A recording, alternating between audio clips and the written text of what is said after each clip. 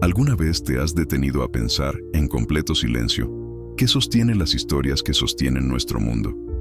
No hablo de los cuentos para niños, sino de las grandes narrativas, aquellas que han definido imperios, que han consolado a miles de millones de personas y por las cuales se ha derramado sangre. Historias tan grandes, tan imponentes, que cuestionarlas parece no solo un acto de rebeldía, sino de locura. Hoy vamos a cometer esa locura. Vamos a tomar el mito fundador de la pureza en Occidente, la figura de María, la Virgen Madre, y vamos a observarlo bajo una luz tan intensa y tan blanca que podría desintegrarlo o revelarlo como algo completamente nuevo. Pero no usaremos las herramientas del cinismo ni del ateísmo militante. Usaremos las de uno de los pensadores más profundos y en su tiempo más odiados de la historia, Baruch Spinoza. Este no es un video para confirmar lo que ya crees. Es una invitación a un viaje peligroso. Un viaje al corazón de la teología, la historia y la filosofía. Te pido una cosa, mente abierta. Y si estás en tu celular, si lo que digo te empieza a hacer pensar, dale un solo toque al botón de me gusta. Hazle hype al video. Me han dicho que ese simple gesto ayuda a que estas ideas, estas preguntas prohibidas, lleguen a más personas que, como tú, quizás están buscando respuestas más allá de lo evidente. Así que prepárate. Lo que estás a punto de escuchar desafía casi 2 milenios de doctrina. Y antes de sumergirnos, hazme saber en los comentarios desde qué país y a qué hora estás viendo esto. Me fascina ver cómo estas ideas viajan por el mundo y rompen las barreras del tiempo. Empecemos. Para entender la magnitud de lo que Spinoza desmonta, primero debemos construir el edificio que él se propuso demoler. No podemos apreciar la fuerza del terremoto sin antes admirar la catedral. Y en el corazón del cristianismo, pocas figuras son tan veneradas, tan centrales y, a la vez, tan enigmáticas como María. Pero, ¿quién fue realmente? O, mejor dicho, ¿qué nos han contado sobre ella? La historia que la mayoría conoce, la versión oficial, es una sinfonía de eventos milagrosos y atributos divinos. Comienza con la Anunciación. Imagina la escena. Una joven judía, probablemente una adolescente, en una aldea polvorienta y olvidada llamada Nazaret. De repente se le aparece un ser de luz, el arcángel Gabriel, con un mensaje que alterará el curso de la historia humana. Concebirás en tu vientre y darás a luz un hijo, y le pondrás por nombre Jesús. Él será grande y será llamado Hijo del Altísimo. Detengámonos aquí un momento. ¿Realmente podemos imaginar la enormidad de esta escena? No es solo una visita celestial. Es una propuesta que quiebra todas las leyes de la biología y la lógica humana. Gabriel le explica que esto ocurrirá por obra y gracia del Espíritu Santo. María, en la narrativa del Evangelio de Lucas, no duda. Su respuesta es de una sumisión y fe absolutas. He aquí la sierva del Señor, hágase en mí según tu palabra. Esta es la primera piedra, el fundamento de su pureza, una concepción divina, sin mancha de la carne, sin la intervención de un varón. Pero, ¿fue siempre interpretado así? ¿Es un reportaje periodístico del evento o una cuidada composición literaria, diseñada para evocar las anunciaciones de los grandes profetas del Antiguo Testamento y elevar a Jesús por encima de un simple mortal desde antes de su nacimiento? ¿No es acaso este el patrón de los grandes héroes de la antigüedad, tener un origen divino o semidivino para legitimar su poder y su mensaje? De este primer milagro se desprende el segundo pilar, una idea aún más radical, la virginidad perpetua. La doctrina no dice solamente que María era virgen cuando concibió a Jesús, afirma que permaneció virgen durante el parto, un evento que, milagrosamente, no alteró su integridad física, y que se mantuvo virgen por el resto de su vida, después del parto. Esta creencia no aparece de forma explícita en los evangelios canónicos. De hecho, textos como el Evangelio de Marcos y el de Mateo mencionan claramente a los hermanos y hermanas de Jesús. ¿Cómo se resuelve esta contradicción? Aquí la historia de la teología se vuelve fascinante. Teólogos como San Jerónimo, en el siglo IV, dedicaron enormes esfuerzos a argumentar que la palabra usada, adelphos, en griego, podía significar primo o pariente cercano, no necesariamente hermano de sangre. ¿Por qué tanta energía invertida en esto? ¿Por qué era tan crucial para la iglesia primitiva que María no hubiera tenido más hijos con José? La respuesta revela una profunda incomodidad con la sexualidad humana. En la mentalidad ascética, que comenzaba a dominar el pensamiento cristiano, el sexo, incluso dentro del matrimonio, era visto como una concesión a la debilidad de la carne, una fuente de impureza. Para que María fuera el vaso puro que contuvo a Dios, debía estar completamente libre de esta mancha. La virginidad perpetua la elevaba por encima de la condición de una esposa y madre común, convirtiéndola en un arquetipo de pureza, espiritual y física. Era una forma de decir que lo divino y lo carnal no podían, no debían, mezclarse en ella. Pero, ¿no es esto una contradicción con la idea misma de la encarnación, donde Dios se hace carne, se sumerge en lo humano? Al insistir en esta pureza biológica, no estaban, irónicamente, deshumanizando a María, convirtiéndola en un ideal inalcanzable en lugar de un modelo de fe accesible. Y si pensabas que eso era complejo, la teología mariana dio un paso más allá. Un paso que tardó casi 1800 años en consolidarse. La Inmaculada Concepción. Un error común es pensar que esto se refiere a la concepción de Jesús. No. Este dogma, proclamado oficialmente por el Papa Pío IX en 1854, en la bula Ineffabilis Deus, se refiere a la concepción de la propia María en el vientre de su madre, Santa Ana. Sostiene que, por una gracia especial de Dios, en previsión de los méritos de su Hijo Jesucristo, María fue preservada de toda mancha del pecado original desde el primer instante de su ser. Piensa en la enormidad de esta afirmación. En la teología agustiniana que dominó el cristianismo occidental, todo ser humano, sin excepción, nace manchado por el pecado de Adán y Eva. Es una condición inherente a nuestra naturaleza. Pero este dogma declara que hubo una excepción: María. Ella fue la única humana, además de Jesús, en toda la historia que nunca estuvo bajo el dominio del pecado. La pregunta obvia es, si esta era una verdad tan fundamental, ¿por qué la Iglesia tardó tanto en declararla? La historia de este dogma es una batalla teológica de siglos. Grandes pensadores, incluyendo a gigantes como Santo Tomás de Aquino, inicialmente se opusieron a la idea. Argumentaban que si María no tuvo pecado original, entonces no habría necesitado ser redimida por Cristo, lo cual disminuiría la universalidad de la obra de su Hijo. La disputa fue feroz, especialmente entre las órdenes de los franciscanos, que la defendían apasionadamente, y los dominicos, que la cuestionaban. Fue un filósofo y teólogo llamado Duns Scoto quien, en el siglo XIII, encontró la fórmula que resolvería el acertijo. Argumentó que María sí fue redimida por Cristo, pero de una manera preventiva, como una persona que es salvada de caer en un pozo, en lugar de ser sacada después de haber caído. Es una solución ingeniosa, pero ¿no parece una acrobacia lógica diseñada para resolver un problema teológico autoimpuesto? ¿Qué estaba pasando en el mundo en el siglo XIX para que el Papa sintiera la necesidad de proclamar este dogma?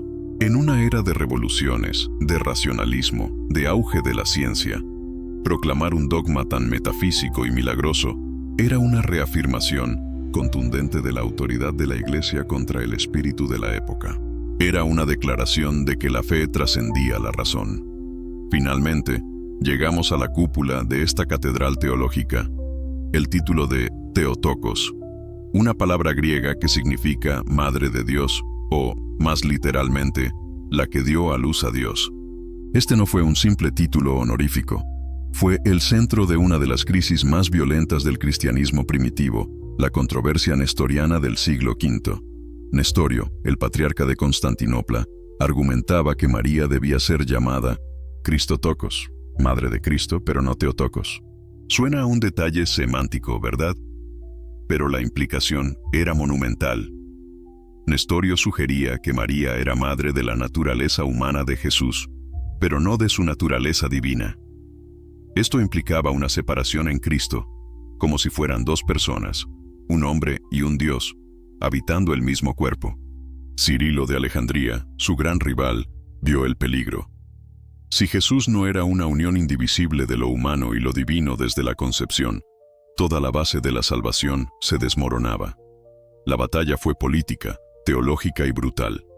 En el año 1431, en el concilio de Éfeso, Nestorio fue condenado y excomulgado, y María fue proclamada oficialmente Theotokos. Las multitudes en Éfeso, una ciudad donde el culto a la diosa Virgen Artemisa había sido fuerte durante siglos, salieron a las calles a celebrarlo con antorchas. ¿Fue esta una victoria puramente teológica, o fue también la absorción de un arquetipo pagano preexistente en una nueva figura cristiana? ¿Se trataba realmente de honrar a María, o era ella el campo de batalla simbólico en una guerra por definir la identidad misma de Dios? Esta es la figura que hemos heredado, una virgen perpetua, concebida sin pecado, madre de Dios. Un ser humano, sí, pero tan cubierto de gracias y excepciones divinas que apenas toca el suelo que pisamos. Una figura de pureza absoluta, separada del resto de la humanidad. Es una construcción teológica magnífica, una obra de arte de la fe y la devoción. Pero, ¿es verdad? ¿Y qué pasa si aplicamos una lógica implacable, una razón que no acepta excepciones, a este edificio de milagros? Para hacer eso, tenemos que viajar en el tiempo, a la Ámsterdam del siglo XVII, y conocer al hombre que se atrevió a pensar lo impensable. Ahora, para poder usar las herramientas de Spinoza, tenemos que entender al hombre que las forjó. Y la vida de Baruch Spinoza, o Bento de Spinoza como lo llamaban en su comunidad, es tan radical y fascinante como su filosofía. Imaginen la escena. Ámsterdam, mediados del siglo XVII. No es solo una ciudad, es un refugio, un oasis de relativa tolerancia en una Europa desgarrada por las guerras de religión. Y a este oasis llega una comunidad de judíos sefardíes, mis antepasados y los de Spinoza, huyendo de la Inquisición en España y Portugal. No eran simples inmigrantes, eran sobrevivientes. Llevaban en su memoria el trauma de las conversiones forzadas, la persecución y el exilio.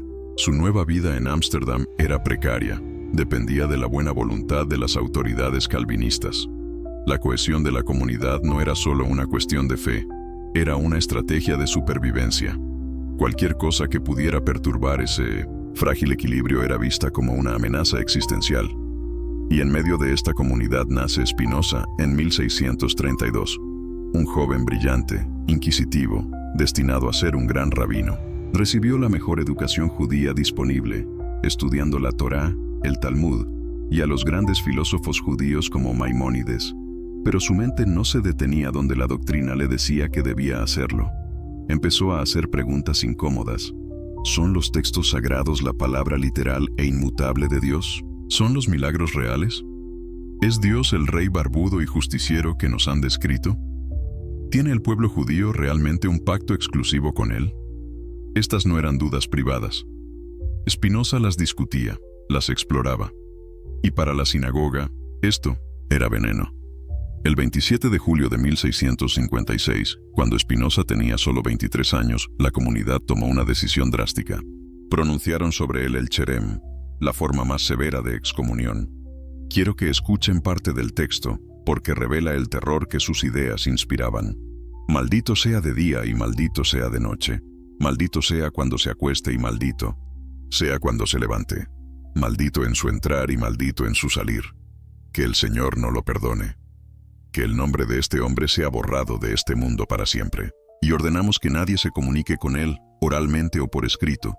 Que nadie le preste ningún favor. Que nadie permanezca con él, bajo el mismo techo. Que nadie se acerque a menos de 4 codos de él. Y que nadie lea ningún tratado compuesto o escrito por él. ¿Pueden sentir el peso de esas palabras? Es un asesinato social. Lo aislaron por completo de su familia, de sus amigos, de todo su mundo. ¿Qué ideas eran tan increíblemente peligrosas para merecer esto? No era una sola herejía, sino una visión del mundo completamente nueva. Spinoza fue expulsado no por ser un mal judío, sino porque había dejado de jugar el mismo juego. Se había salido del tablero.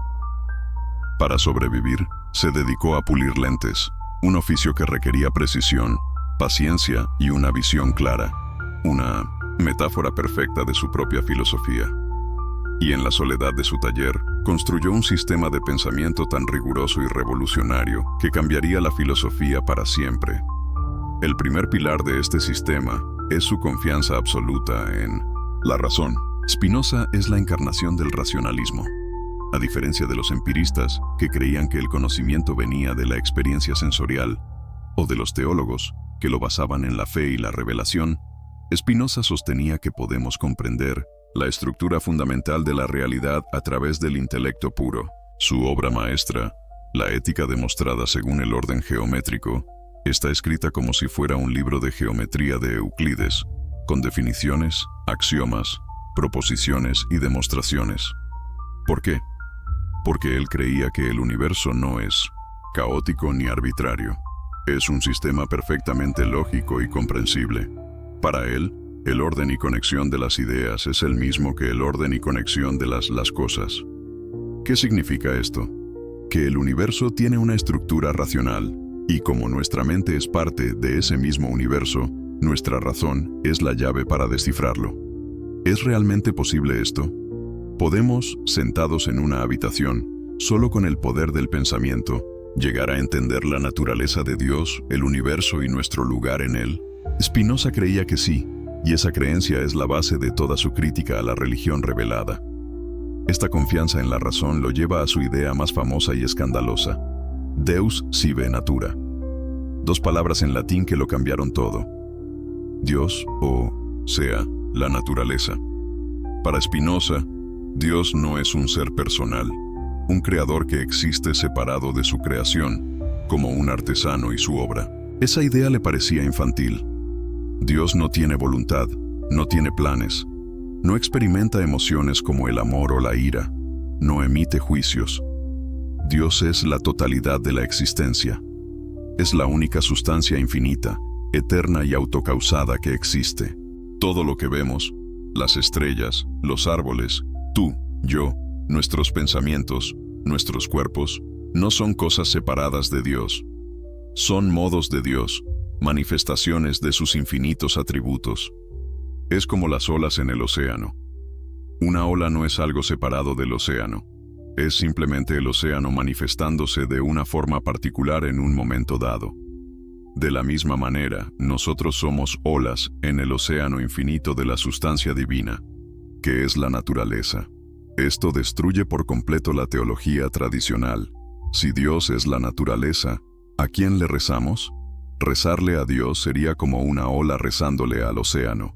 ¿De qué sirve la alabanza? ¿Cómo puede existir el pecado en un universo donde todo lo que ocurre es una manifestación necesaria de la naturaleza de Dios? El concepto de un pueblo elegido o una persona especial se vuelve absurdo. Nada está fuera de la naturaleza, nada es sobrenatural. Todo sigue las mismas leyes eternas e inmutables, porque esas leyes son la esencia misma de Dios. ¿Puedes ver lo radical que es esto? Es una visión de una unidad cósmica absoluta, una inmanencia total de lo divino. Dios no está en el cielo. Dios está aquí y ahora, en la estructura misma de la realidad. Con esta visión de Dios y la razón, Spinoza se vuelve hacia la Biblia, no para rezar, sino para diseccionar. En su tratado teológico-político, se convierte en uno de los primeros padres del método histórico crítico. Aplica la razón al texto sagrado y llega a conclusiones demoledoras. La Biblia, argumenta, no fue escrita por Dios ni por un solo autor como Moisés. Es una antología de textos, escritos por diferentes personas en diferentes épocas, con diferentes prejuicios y objetivos políticos. Está llena de contradicciones, de pasajes oscuros, de historias que no pueden ser literalmente ciertas. Entonces, ¿la tiramos a la basura? No. Spinoza dice que el error es leerla como un manual de ciencia o de filosofía. El verdadero propósito de la escritura, especialmente para las masas que no pueden alcanzar el conocimiento filosófico, es enseñar una lección moral muy simple: la obediencia a Dios a través de la práctica de la justicia y la caridad. Es decir, amar al prójimo. Las historias de milagros, las profecías, las leyes rituales, no son verdades metafísicas. Son herramientas psicológicas para motivar a la gente a comportarse de manera ética. Son como darle a un niño una historia fantástica para que se coma las verduras. La historia es falsa, pero el resultado, la nutrición, es bueno. Pero ¿qué pasa cuando el niño crece? ¿Qué pasa cuando la humanidad madura y desarrolla su razón? ¿Seguimos necesitando las historias fantásticas? Spinoza diría que no. La persona racional, el filósofo, no necesita la Biblia para saber cómo actuar. Actúa éticamente porque entiende, a través de la razón, que vivir en armonía con la naturaleza y con los demás es la única fuente de verdadera felicidad y libertad. Este es el hombre, un exiliado que encontró un universo en su mente, un pensador que reemplazó al Dios personal con una naturaleza infinita y la fe ciega con la luz fría y clara de la razón. Y este hombre, armado con estas ideas, va a mirar directamente al corazón de los dogmas marianos. Y la primera herramienta que va a usar es, quizás, la más potente de todas: su demolición lógica de la idea misma de milagro. Ahora entramos en el corazón del argumento, en la primera gran herramienta filosófica que Spinoza nos ofrece para examinar el mito de la pureza de María. Y esta herramienta es su crítica implacable a la idea de milagro. Para la mayoría de las religiones, los milagros son la prueba definitiva del poder divino. Son el sello de autenticidad de Dios, su firma en el tejido de la realidad.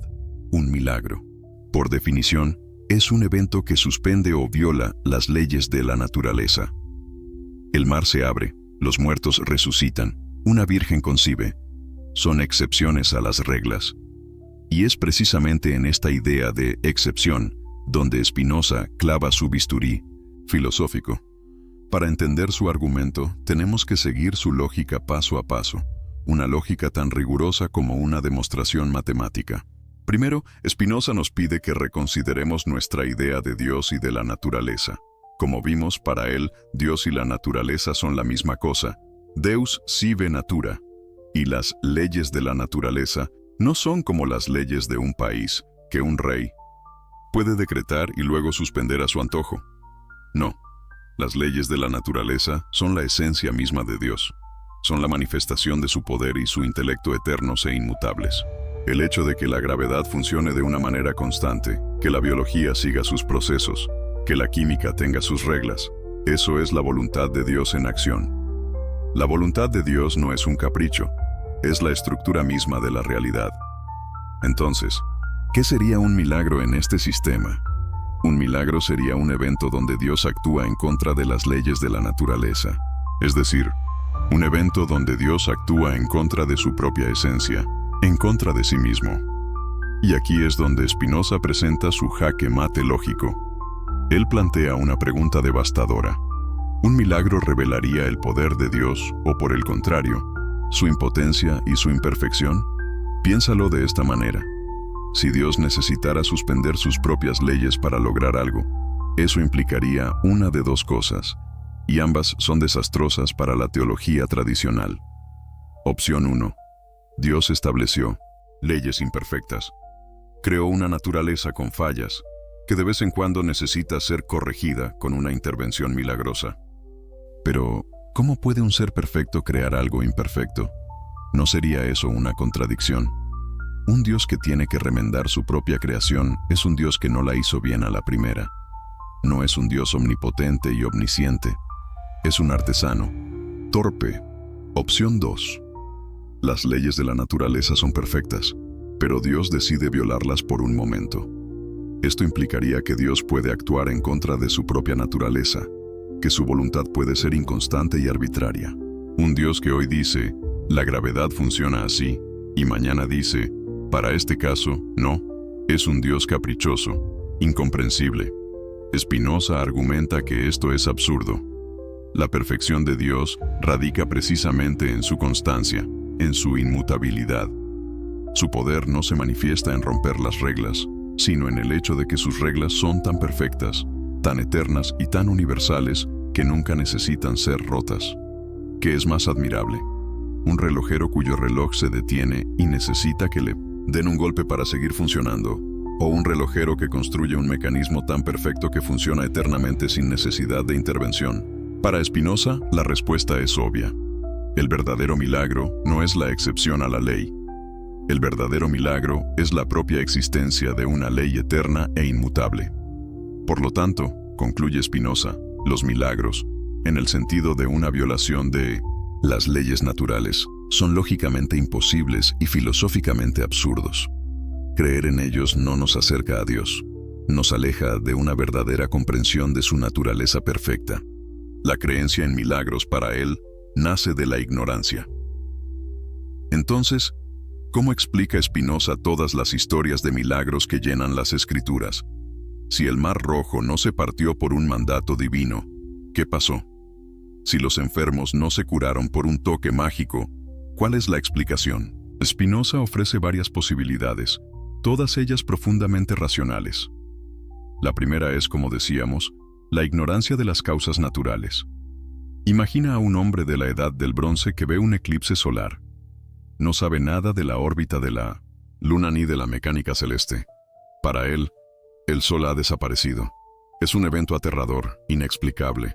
La explicación más sencilla para su mente es que un Dios poderoso ha apagado el Sol. Lo llama un milagro. Para nosotros que entendemos la causa natural, es un evento predecible, no un milagro. Spinoza extiende esta lógica a todo.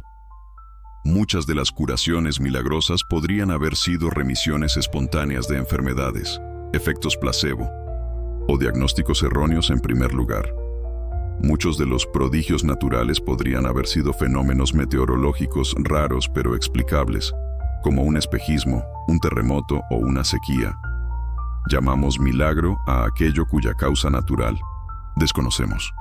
El milagro, por tanto, no es más que un refugio para nuestra ignorancia. La segunda explicación es el lenguaje simbólico y la parábola. Spinoza sugiere que muchas historias bíblicas no fueron escritas con la intención de ser reportajes históricos. Su objetivo era transmitir una verdad moral o espiritual. Es necesario que Jesús haya convertido literalmente el agua en vino, para entender la lección sobre la abundancia de la gracia divina o la celebración de la vida. ¿Es crucial que haya caminado físicamente sobre el agua para captar el mensaje sobre la fe que supera el caos? Spinoza diría que no. Aferrarse a la literalidad de la historia es perderse el punto. Es como leer una fábula de Esopo e insistir en que las tortugas realmente hablan y las liebres compiten en carreras. La verdad de la fábula no está en su exactitud zoológica, sino en su moraleja. De la misma manera, la verdad de muchas narrativas bíblicas, para Spinoza, reside en su mensaje ético, no en su veracidad fáctica. La tercera explicación es de carácter político y social. Las historias de milagros son una herramienta increíblemente poderosa para legitimar la autoridad. Un líder que puede supuestamente realizar milagros es un líder que tiene el sello de aprobación divina. Sus palabras no son meras opiniones, son mandatos del cielo. Contar historias de milagros sobre el fundador de una religión o sobre un profeta es una forma de cimentar su estatus y asegurar la lealtad de sus seguidores. ¿No es acaso sospechoso que los milagros siempre parezcan confirmar las creencias y la autoridad de quien los relata? Esta demolición de la idea de milagro es una bomba atómica lanzada sobre el edificio de la teología tradicional, porque si los milagros son imposibles, si son producto de la ignorancia, del simbolismo o de la manipulación, ¿qué ocurre con las historias que se basan enteramente en ellos? ¿Qué pasa con la virginidad perpetua de María? ¿Qué pasa con su concepción inmaculada? ¿Qué pasa con la propia resurrección de Jesús? De repente, dejan de ser pruebas del poder divino y se convierten en objetos de estudio. Narrativas que deben ser analizadas, deconstruidas y entendidas en su contexto humano, histórico y psicológico. Spinoza nos obliga a hacer una pregunta radicalmente incómoda. ¿Qué es más divino? ¿Un universo caprichoso, lleno de excepciones y violaciones a sus propias reglas? ¿O un universo de una coherencia majestuosa, regido por leyes eternas y perfectas que se despliegan con una lógica implacable? Para Spinoza, la verdadera espiritualidad, la verdadera piedad, no consiste en buscar lo sobrenatural, sino en contemplar con asombro y entender con la razón el orden natural y perfecto de todo lo que es. Y es con esta herramienta, con esta visión de un universo sin milagros, que ahora podemos volver a mirar la historia de María y empezar a ver las grietas en el mármol. Y si este viaje te está pareciendo tan fascinante como a mí, te pido que lo compartas con un amigo, solo uno, que creas que puede apreciar este tipo de cuestionamiento profundo. Ayúdanos a que esta conversación crezca y llegue a más mentes inquietas que buscan la verdadera realidad de las cosas. Continuemos. Ya hemos visto cómo Baruch Spinoza, el filósofo solitario, forjó un arma intelectual capaz de demoler la idea misma de milagro. Hemos visto cómo su visión de un Dios que es la naturaleza, con leyes perfectas e inmutables, hace que la idea de una intervención divina que rompa esas leyes sea no solo improbable, sino lógicamente absurda. Ahora, es el momento de tomar esa herramienta, afilada y fría, y aplicarla directamente a la primera y más fundamental joya de la corona mariana, el nacimiento virginal. Antes de seguir, si te acabas de unir a nosotros, o si lo que has escuchado hasta ahora ha encendido una chispa en tu mente, quiero pedirte algo muy simple. Si estás viendo esto en tu celular, dale un toque al botón de me gusta. No es para alimentar mi ego, es para hypear el video.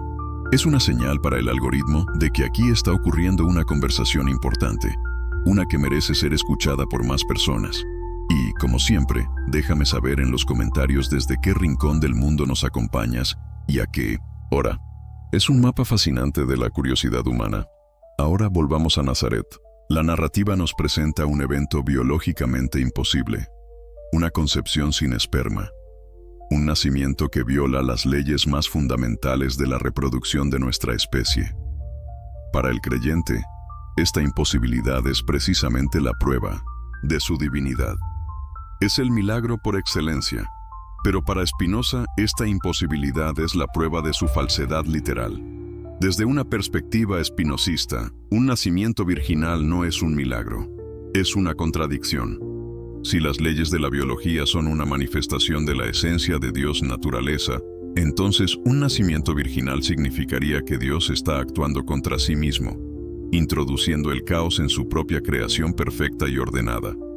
Porque un Dios infinitamente sabio e ingenioso necesitaría recurrir a un truco de magia biológica.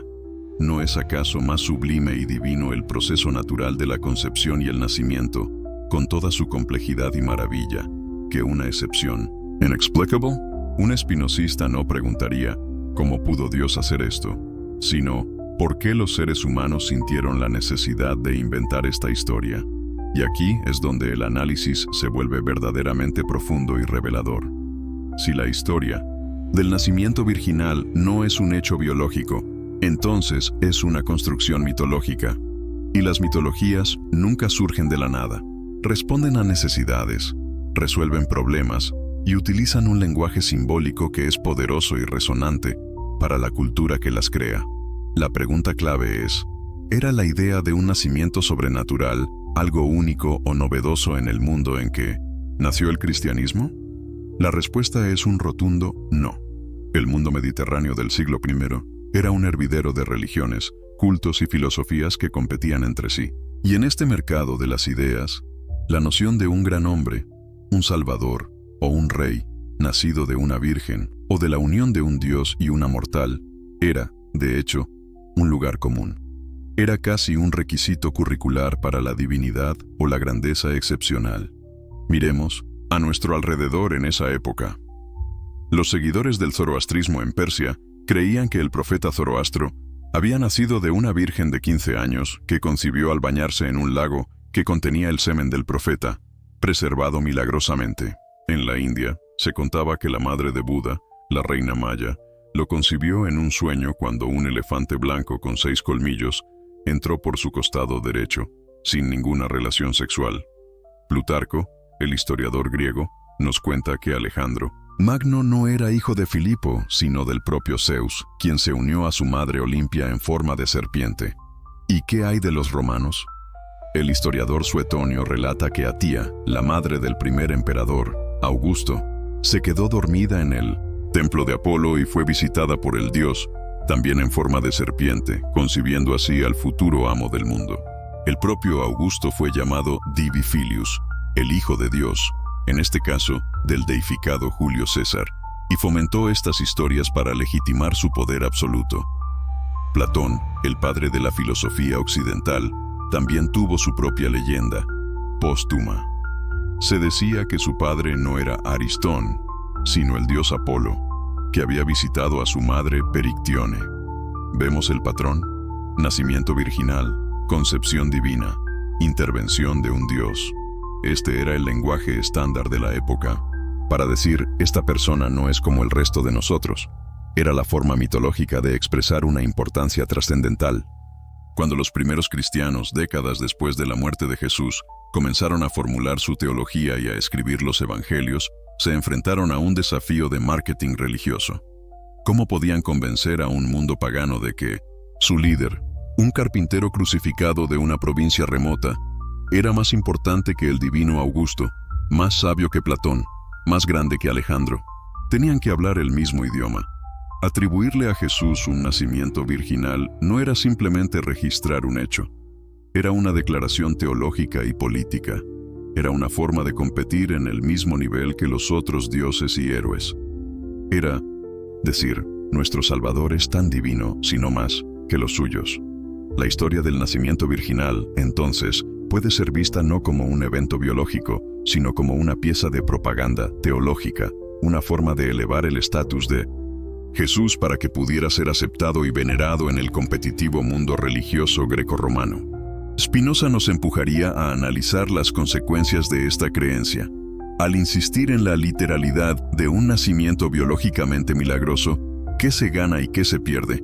Se gana un fundador con un origen inequívocamente divino, pero se pierde algo quizás más valioso: la humanidad radical de Jesús.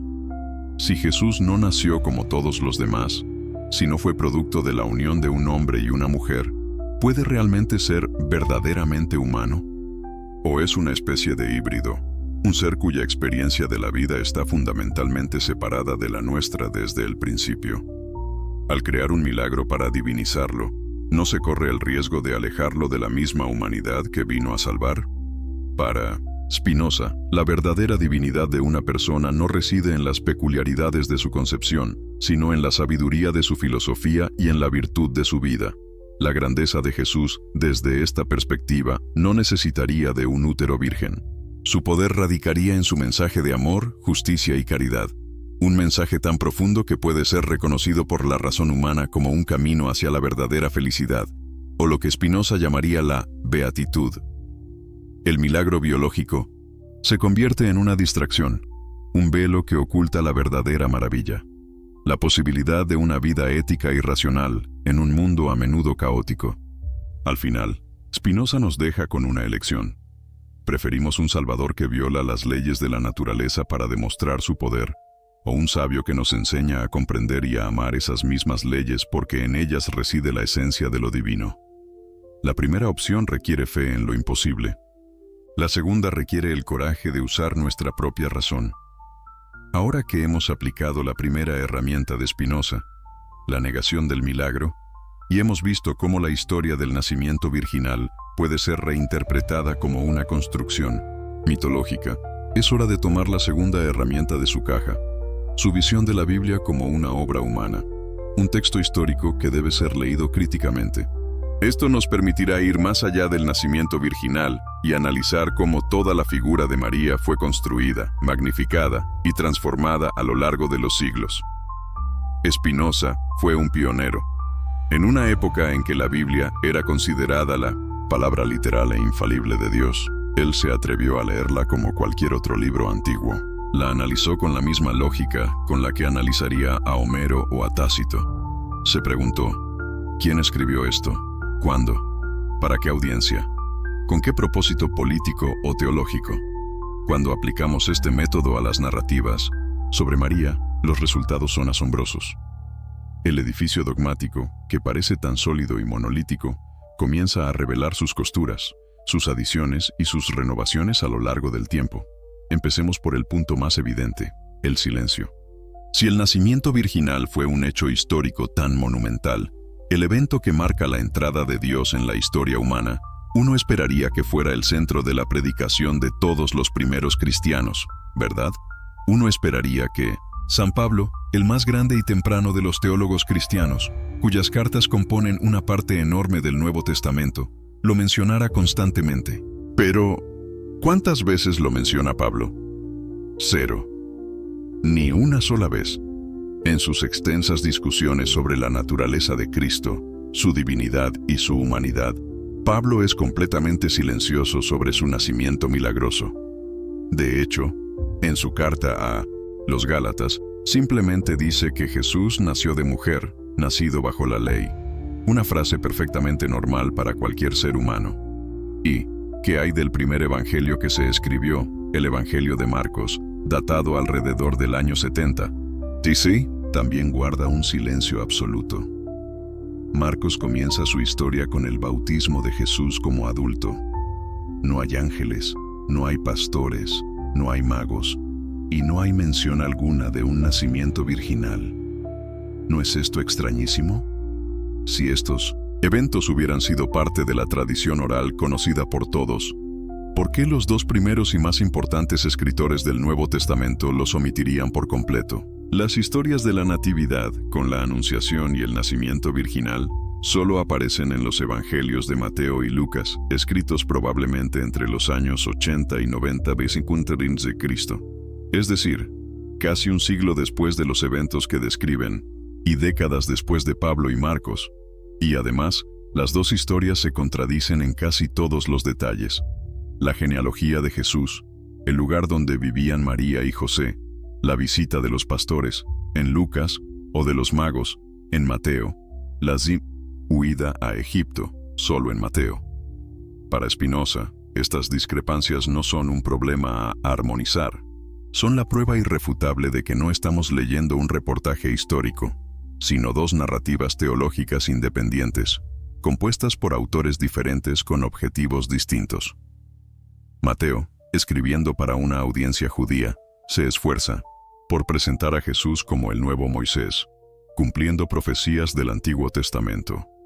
Lucas, escribiendo para una audiencia gentil, no judía, presenta a un Salvador universal cuya venida es motivo de alegría para los pobres y marginados.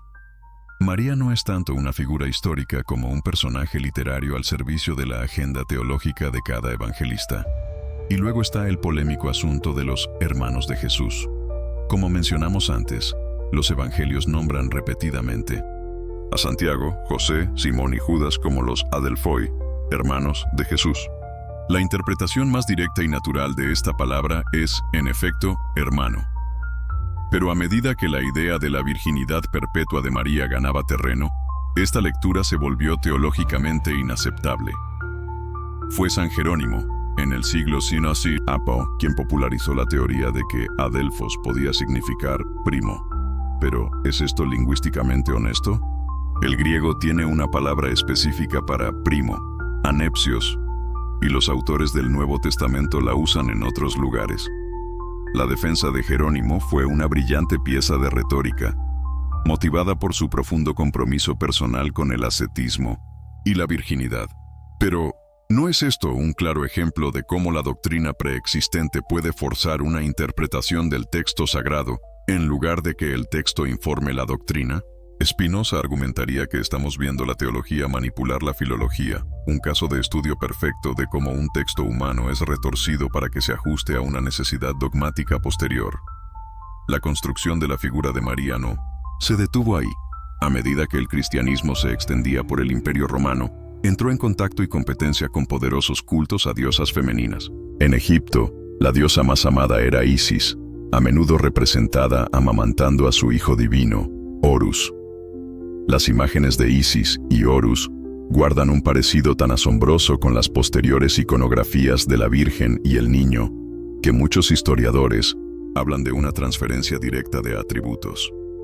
¿Es una coincidencia que el culto a María explotara en popularidad en Egipto precisamente en las áreas donde el culto a Isis era más fuerte? En Éfeso, la gran diosa era Artemisa, o Diana para los romanos, una poderosa diosa virgen. Como vimos, fue precisamente en Éfeso donde, en el 431, María fue declarada Theotokos, Madre de Dios. ¿Es posible que la devoción popular a una diosa virgen local facilitara la aceptación y magnificación de una nueva figura materna y virginal en el panteón cristiano? En toda Anatolia y Roma, el culto a Cibeles, la Magna Mater, o Gran Madre, era inmensamente popular. Era una figura de fertilidad, pero también de poder y protección. A medida que estos cultos paganos fueron suprimidos, no es lógico pensar que las profundas necesidades psicológicas y espirituales que satisfacían, la necesidad de un rostro femenino de lo divino, de una madre celestial, de una intercesora compasiva, se transfirieran a la figura de María. Ella comenzó a acumular títulos: Reina del cielo, Estrella del mar, Torre de David. Se le atribuyeron poderes de intercesión casi ilimitados. Pasó de ser la humilde sierva de Nazaret a una figura celestial entronizada. Una transformación asombrosa que tiene muy poco que ver con la mujer que atisbamos en los evangelios más tempranos. Spinoza nos invitaría a ver esto no como una revelación progresiva de la verdadera naturaleza de María, sino como un proceso sociológico e histórico de sincretismo. Un proceso en el que el cristianismo, para sobrevivir y triunfar, absorbió y cristianizó arquetipos y devociones paganas preexistentes. María se convirtió en el receptáculo de todas las cualidades de las grandes diosas que la precedieron. Al aplicar el método histórico crítico de Spinoza, la imagen inmutable y eterna de María se disuelve. En su lugar, vemos una figura en 1960 constante evolución, moldeada por las presiones teológicas, las controversias políticas y las profundas corrientes de la devoción popular. Vemos como un personaje secundario en los primeros textos se convierte en la protagonista de una elaborada cosmología. No estamos negando la fe de millones, sino haciendo algo quizás más radical. Estamos haciendo historia. Estamos tratando a los textos religiosos con la seriedad que merecen, no como oráculos intocables, sino como documentos humanos que nos revelan tanto sobre las personas que los escribieron como sobre los temas de los que tratan. Y la historia que nos cuentan es la de una construcción, la de la creación de un mito. Hemos visto cómo, bajo la luz de Spinoza, el milagro del nacimiento virginal se disuelve en el lenguaje universal del mito antiguo. Hemos visto cómo la figura eterna de María, al ser examinada con las herramientas de la crítica histórica, revela ser una construcción evolutiva, un mosaico de influencias teológicas, políticas y paganas. Ahora debemos dar el paso final y más profundo. Debemos usar el pensamiento de Spinoza para analizar el concepto central que sostiene todo este edificio: la idea de pureza. ¿Qué significa realmente que María era pura? La teología nos da dos respuestas principales. Era pura de cuerpo, virgen, y pura de alma, sin pecado original. Pero Spinoza nos obligaría a dar un paso atrás y preguntar: ¿de dónde viene nuestra obsesión con esta idea de pureza? ¿Es un concepto divino o una construcción profundamente humana, ligada a ansiedades sobre el cuerpo, el sexo y el control social? Analicemos primero la pureza corporal, la virginidad. En muchas culturas antiguas, y ciertamente en el patriarcado, del antiguo Israel y del mundo romano, la virginidad de una mujer antes del matrimonio no era principalmente una cuestión de virtud espiritual. Era, ante todo, una cuestión de propiedad y linaje. En una sociedad donde la herencia y el nombre familiar pasaban a través del varón, era absolutamente crucial para un hombre saber con certeza que los hijos de su esposa eran suyos. La virginidad de la novia era la garantía de esta certeza. Era un mecanismo de control patriarcal para asegurar la pureza de la línea de sangre. Una mujer que no era virgen era mercancía dañada porque introducía la duda sobre la paternidad. ¿No es revelador que la virginidad masculina casi nunca haya sido un tema de la misma importancia? La obsesión con la pureza física femenina está, por tanto, intrínsecamente ligada a una estructura social de poder, a la transferencia de propiedad y al control sobre el cuerpo de la mujer. Cuando el cristianismo primitivo comenzó a exaltar la virginidad de María, no lo hizo en un vacío cultural, se apoyó en estas ansiedades preexistentes, pero les dio un nuevo y poderoso giro teológico. La pureza física se convirtió en un símbolo de la pureza espiritual. La sexualidad, incluso dentro del matrimonio, comenzó a ser vista con sospecha por muchos pensadores influyentes de la Iglesia como una manifestación de la concupiscencia, esa tendencia desordenada al deseo que se consideraba la herencia más directa del pecado de Adán. En este marco mental, Para que María fuera digna de ser el tabernáculo de Dios, su cuerpo tenía que estar herméticamente sellado, incontaminado por el acto que, para el resto de la humanidad, era la fuente de la vida, pero también la marca de nuestra naturaleza caída. Pero ¿qué clase de visión del mundo es esta? Que ve el acto natural de la procreación como una mancha. ¿No es una teología que, en el fondo, desprecia el cuerpo y la condición humana? Spinoza, con su Deus sive natura, ofrecería una perspectiva radicalmente diferente. Si Dios es la naturaleza, entonces nuestros cuerpos, nuestros deseos, nuestra sexualidad, no son errores o corrupciones. Son simplemente parte del orden natural de las cosas, modos de la sustancia divina. No hay nada inherentemente impuro en el sexo, como no hay nada impuro en la digestión o la respiración. Son funciones naturales de un organismo que es, en su totalidad, una manifestación de Dios. La idea de una pureza corporal que requiere la abstinencia de funciones naturales sería, para Spinoza, un profundo error filosófico, una superstición, nacida del miedo y de la incomprensión de nuestro lugar en la naturaleza. Ahora pasemos a la pureza del alma, la Inmaculada Concepción. Como vimos, esta doctrina sostiene que María fue concebida sin la mancha del pecado original. Para entender lo que Spinoza pensaría de esto, tenemos que entender su visión del pecado. Para la teología tradicional, el pecado es una ofensa contra Dios, una transgresión de sus mandamientos. Pero para Spinoza, Dios no es un rey que da leyes y se ofende si no las cumplimos. Dios, naturaleza, no emite juicios. Entonces, ¿qué es el pecado o el mal? Para Spinoza, el mal no es una fuerza cósmica. Es simplemente actuar desde la ignorancia. Es cuando nuestras pasiones, el miedo, el odio, la envidia, nos dominan y nos impiden comprender la verdadera naturaleza de las cosas y actuar de acuerdo con la razón. El mal es todo aquello que disminuye nuestro poder de actuar y de pensar, lo que nos lleva a la tristeza y a la servidumbre. El bien, por el contrario, es todo lo que aumenta nuestro poder, lo que nos lleva a la alegría y a la libertad a través del conocimiento. Desde esta perspectiva, la doctrina del pecado original es incomprensible. La idea de que todos nacemos manchados por una falta cometida por un ancestro mítico sería, para Spinoza, una superstición perniciosa. Nacemos ignorantes, sí, pero no pecadores. Nacemos como parte de la naturaleza, ni buenos ni malos, simplemente siendo. La salvación no viene de un redentor externo que nos limpia de una mancha heredada. La salvación, o lo que Spinoza llama beatitud, es algo que logramos nosotros mismos a través del esfuerzo de la razón, al comprender nuestro lugar en el universo, al liberarnos de las pasiones tristes y al vivir una vida guiada por el entendimiento. Por lo tanto, la doctrina de la Inmaculada Concepción, que fue creada para resolver un problema, ¿cómo pudo un recipiente manchado por el pecado original dar a luz a un ser perfecto? Es, desde la óptica de Spinoza, la solución a un problema que no existe.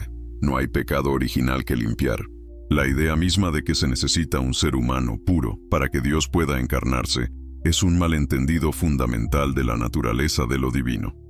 En el sistema de Spinoza, lo divino no necesita un recipiente especial y esterilizado, porque lo divino ya está en todo. Está en la persona pecadora, tanto como en la santa. Está en el acto sexual, tanto como en la oración. Al crear el mito de la pureza perfecta de María, ¿qué ha hecho la teología? Ha creado un ideal femenino inalcanzable. Ha separado a María de la experiencia de todas las demás mujeres. La ha puesto en un pedestal de mármol, convirtiéndola en un objeto de veneración, pero quizás también robándole su solidaridad con la humanidad doliente y imperfecta. Se convierte en la excepción que confirma la regla de nuestra supuesta impureza. Spinoza nos invita a demoler ese pedestal. Nos invita a ver la pureza, no como una ausencia de sexo o de pecado, sino como la claridad de la mente. La verdadera pureza es la pureza del entendimiento. Una persona verdaderamente pura o santa, en un sentido espinosista, sería aquella que ha limpiado su mente de supersticiones, que ha superado el miedo y el odio, y que vive en un estado de alegría racional al comprender su unión necesaria con la totalidad de la naturaleza. Podría María haber sido una mujer así, una mujer de gran fortaleza y sabiduría. Quizás. Pero su grandeza residiría entonces en su mente y en su carácter, no en la biología de su útero o en un estatus teológico excepcional. Así, la deconstrucción final de Spinoza es esta. El mito de la pureza de María es una ficción teológica construida sobre una base de control patriarcal, un miedo al cuerpo y una profunda incomprensión de la naturaleza de Dios y del ser humano. Al remover estas capas de dogma, no nos quedamos con un vacío, nos quedamos con la posibilidad de reencontrar a una mujer, una hermana en la experiencia humana, cuya historia, despojada de milagros, puede ser aún más poderosa como ejemplo de resiliencia y dignidad frente a las extraordinarias dificultades de la vida. Si has llegado hasta aquí, si has seguido este hilo de razonamiento a través de la historia, la teología y la filosofía, te pido una última cosa. Comparte este video con un amigo o amiga, no para convencerlo de nada, sino para invitarlo a pensar. La verdadera realidad no es una doctrina que se acepta, sino un horizonte que se persigue, con una mente valiente y abierta. Y el primer paso es atreverse a hacer las preguntas. Hemos viajado a través de la historia, hemos diseccionado textos sagrados y hemos desafiado la biología con la lógica fría de la filosofía. Hemos visto cómo las dos primeras herramientas de Spinoza, su crítica al milagro y su método histórico crítico, son capaces de desmantelar, pieza por pieza, el edificio teológico construido alrededor de María.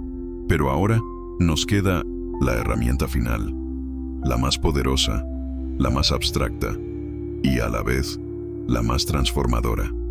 Es la clave de bóveda de todo su pensamiento, la idea que le costó el exilio y le ganó la inmortalidad filosófica. Es hora de sumergirnos por completo en el océano de su metafísica. Si has llegado hasta este punto del viaje, tu mente ya está preparada para el ascenso final. Y si este esfuerzo intelectual te parece valioso, si sientes que estamos tocando algo importante, te pido que nos ayudes a que esta conversación llegue aún más lejos. Si estás en tu celular, un simple toque al botón de me gusta para hypear el video crea una onda expansiva. Y no te olvides de dejar tu huella en los comentarios. Dime desde qué país, desde qué ciudad y a qué hora de tu vida te encuentras con estas ideas. Es un testimonio del poder del pensamiento para unirnos a través de las fronteras. Ahora, prepárate. Vamos a explorar la idea de que todo lo que existe es una sola cosa, y esa cosa es Dios. Cuando Spinoza escribe Deus sive natura, Dios, o sea, la naturaleza, no está diciendo simplemente que Dios creó la naturaleza y que podemos ver su obra en los árboles y las estrellas. Esa es una idea poética, pero simple. Spinoza está diciendo algo infinitamente más radical. Está diciendo que no hay diferencia alguna entre la sustancia de Dios y la sustancia de la naturaleza. No son dos cosas. Son dos nombres para la misma y única realidad existente. Imagina por un momento que todo el universo, todo el multiverso, todo lo que es, fue y será, es un único ser, una única entidad. Spinoza la llama sustancia. Y por definición, una sustancia es aquello que existe en sí mismo y es concebido por sí mismo. Es decir, no necesita de nada más para existir o para ser entendido. Él argumenta, con una lógica implacable, que solo puede existir una sola sustancia. Porque si hubiera dos sustancias, por ejemplo, la sustancia A y la sustancia B, tendrían que diferenciarse en algo, ya sea en sus atributos o en sus modos. Pero para diferenciarse, tendrían que tener una relación. Y si tienen una relación, una tendría que limitar a la otra o interactuar con ella, y en ese caso, ya no serían completamente independientes, ya no serían sustancias en el sentido estricto. Por lo tanto, lógicamente, solo puede haber una única sustancia infinita, autocausada y eterna, y a esta sustancia única la llama Dios. Este Dios no se parece en nada al Dios de las religiones abrahámicas. El Dios de Spinoza no es un ser. No tiene personalidad, no tiene voluntad, no tiene un plan. No ama, no odia, no se enoja, no perdona. ¿Por qué? Porque todas esas cosas, voluntad, emociones, planes, implican una carencia, un deseo de algo que no se tiene, un cambio de estado. Un ser que planea es un ser que se mueve de un estado de no haber logrado algo a un estado de haberlo logrado. Un ser que ama es un ser que se siente atraído por algo externo a él. Pero la sustancia de Spinoza es todo. Es infinita y perfecta. No le falta nada. Por lo tanto, no puede desear, planear o emocionarse. Su voluntad no es una decisión, sino la suma total de las leyes inmutables que emanan necesariamente de su propia esencia. De la misma manera que de la esencia de un triángulo emana necesariamente que la suma de sus ángulos sea 180 grados. No es una elección, es una consecuencia lógica. ¿Qué somos nosotros, entonces, en este sistema? ¿Qué es una persona, una roca, un planeta? Somos lo que Spinoza llama modos. Un modo es una afección de la sustancia, una manifestación particular de ella. Vuelve a la analogía del océano. El océano es la sustancia. Las olas son los modos. Una ola no es algo separado del océano. Es simplemente una forma en que el océano se expresa en un lugar y momento determinados. La ola nace, existe por un tiempo y luego vuelve a fundirse en el océano. Su existencia es temporal y dependiente. Nuestra existencia es igual. Tú y yo somos modos finitos de la sustancia infinita. Somos expresiones temporales de Dios, naturaleza. No estamos en el universo. Somos el universo experimentándose así, mismo de una forma particular y consciente. Esta visión tiene consecuencias demoledoras para la teología tradicional. La primera es que la palabra sobrenatural pierde todo su sentido. Si Dios es la totalidad de la naturaleza, nada puede estar por encima o fuera de la naturaleza. Un ángel, un demonio, un cielo, un infierno, todos estos conceptos de seres o lugares que existen en un plano separado de la realidad natural se vuelven imposibles. No hay dos mundos, uno natural y otro sobrenatural. Solo hay uno, Dios naturaleza. La segunda consecuencia es que la idea de pueblo elegido o de individuo especial se desvanece. ¿Cómo podría Dios naturaleza elegir a un grupo de personas sobre otro? Sería como el océano eligiendo a unas olas en detrimento de otras. Es un sinsentido. Todos los modos, por el hecho de existir, son expresiones de la sustancia divina. La gracia divina no es un favor que Dios concede a unos pocos. La gracia divina es la existencia misma. El simple hecho de ser, de participar en el ser de Dios, naturaleza, es la única gracia que existe y está disponible para todos por igual. Y la tercera y más importante consecuencia para nuestro tema es la redefinición de la santidad. ¿Qué significa ser santo en un universo espinosista? No tiene nada que ver con la pureza ritual, ni con la abstinencia, ni con la obediencia a mandamientos externos. La santidad para Spinoza es sinónimo de sabiduría. El camino hacia la salvación, que él llama beatitud o libertad de la mente, es un camino de conocimiento.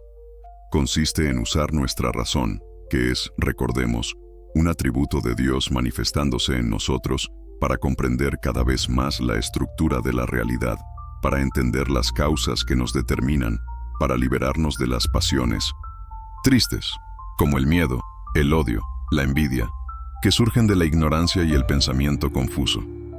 La persona más santa es la persona que más entiende, y que a través de ese entendimiento alcanza un estado de paz, alegría y libertad interior, un estado que Spinoza llama el amor intelectual de Dios, que no es otra cosa que la alegría, que surge de comprender nuestra unión necesaria con la totalidad del universo. ¿No es esta una visión de la espiritualidad increíblemente poderosa y, a la vez, profundamente democrática? No requiere intermediarios, ni iglesias, ni textos sagrados. Requiere solo el valiente uso de nuestra propia mente. Armados con esta visión metafísica tan abrumadora como liberadora, volvamos por última vez a la figura de María. ¿Qué le sucede a ella cuando la sumergimos en el universo de Spinoza? La transformación es total. Ya no es una demolición, es una transfiguración. Primero, María, la mujer natural, despojada de la intervención de ángeles, de una concepción milagrosa y de una pureza sobrenatural, ¿qué nos queda?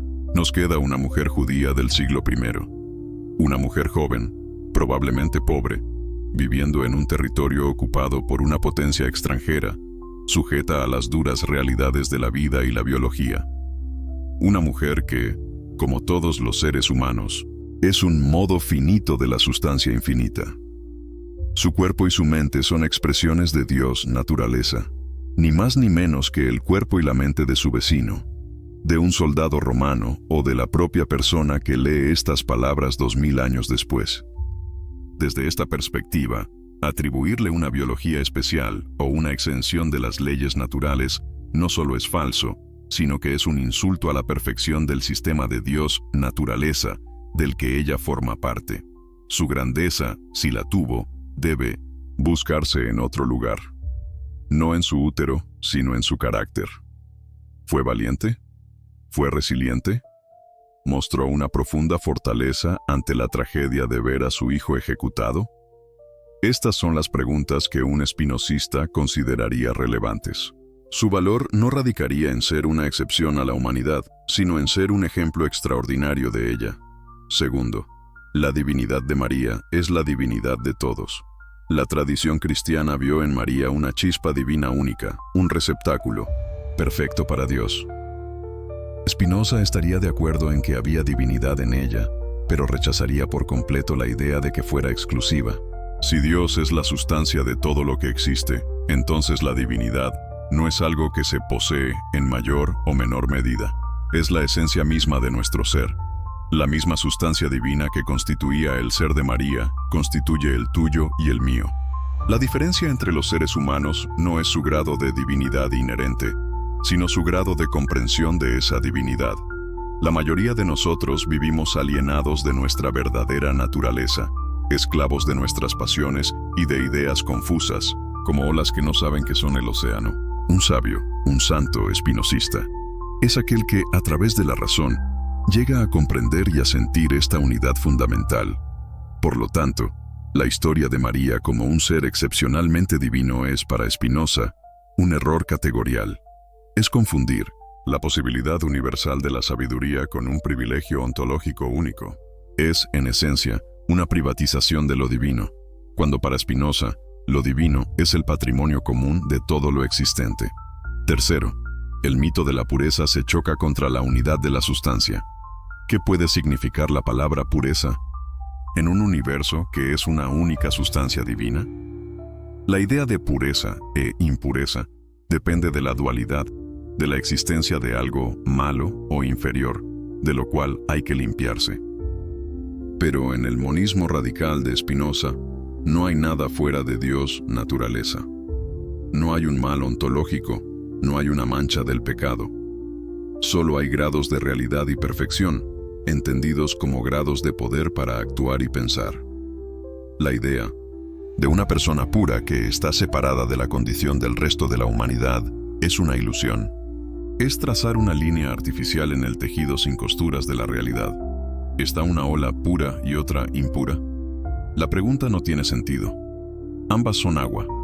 De la misma manera, la idea de que María era pura y el resto de nosotros impuros es, para Spinoza, un disparate nacido de una visión dualista y supersticiosa del mundo.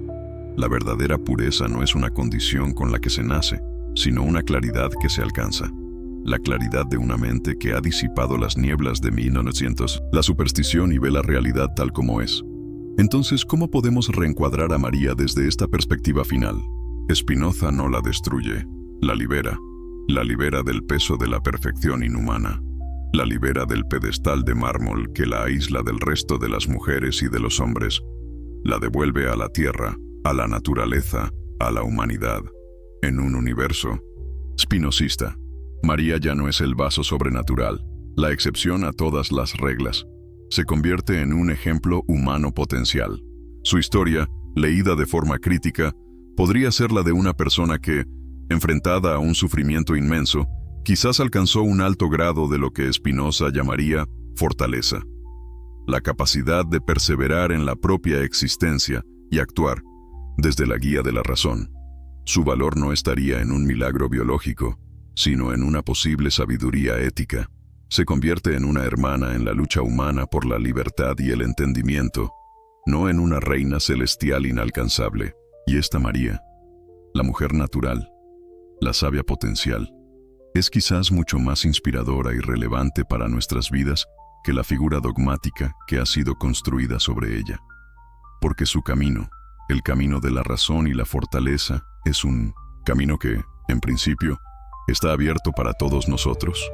Hemos llegado al final de nuestro largo y, espero, iluminador viaje. Hemos usado las 3 grandes herramientas de Spinoza, sus 3 cuchillos filosóficos, para diseccionar uno de los mitos más poderosos de la civilización occidental.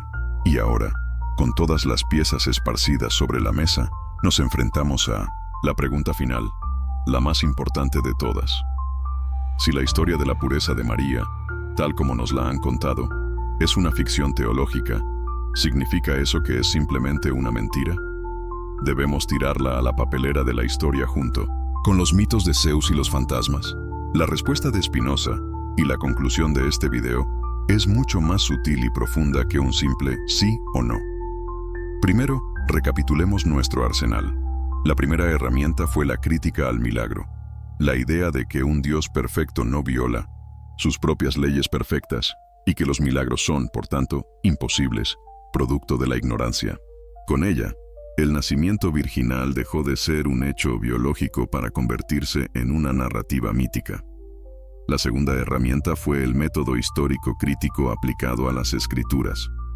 La visión de la Biblia como un texto humano, escrito en épocas diferentes con objetivos diferentes.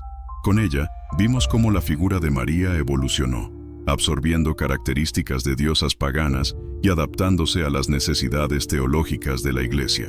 La tercera y más profunda herramienta fue la metafísica de Deus sive natura, la idea de que todo es una única sustancia divina, eliminando la posibilidad de lo sobrenatural, del favor divino especial y de la pureza ritual. Con ella, María fue devuelta a la humanidad como una expresión de la naturaleza, igual que todos nosotros. Entonces, con este análisis, ¿es la historia de María una mentira? Si por verdad entendemos la correspondencia con los hechos históricos y científicos, la verdad literal, entonces la respuesta de un espinosista sería, muy probablemente, sí. Es una ficción. No ocurrió de esa manera. Los seres humanos no nacen de vírgenes. Las leyes de la naturaleza son constantes y la Biblia es un documento humano. Fin de la discusión para la razón científica. Pero, ¿es la verdad literal la única forma de verdad que importa? ¿Es una novela como Don Quijote una mentira porque un hidalgo de la Mancha nunca luchó contra molinos de viento? ¿O contiene una verdad más profunda sobre el idealismo, la locura y la naturaleza humana? Aquí es donde Spinoza, el racionalista, implacable, también muestra una profunda comprensión de la psicología humana. En su tratado teológico-político, reconoce que la mayoría de las personas no viven ni pueden vivir al nivel de la pura razón filosófica. Necesitan imágenes, historias y narrativas para dar sentido a sus vidas y para motivarse a actuar éticamente.